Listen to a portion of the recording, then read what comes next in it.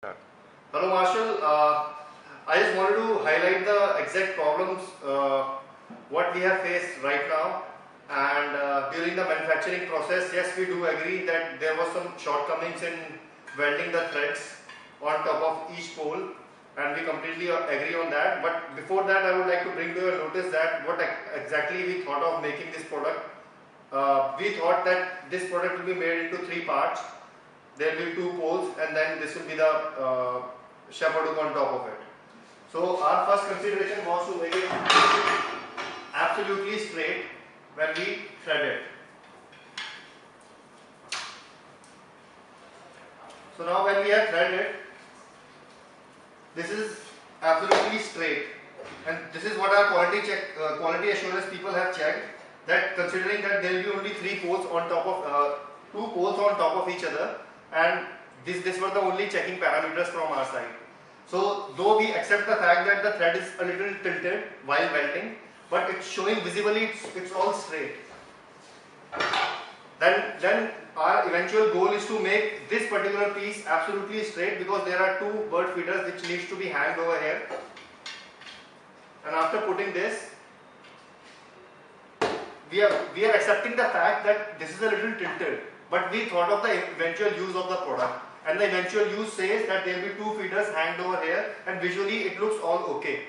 Even if there was another thought, even if we dig it into the garden, there might be a chance if a squirrel is coming and putting pressure on it, this will automatically get tilted. But now your checking parameter says that when we'll put the third pole on top of it, then also it has to be straight. But now in this case, as you can see, this whole portion is all tilted. It's not straight. We accept the fact that this is not straight, but we made the piece considering the fact that there will be only two poles, and on top of that there will be one shepherd hook. So I don't know, and also the fat ball feeder, fat ball and head. So this was our checking parameter says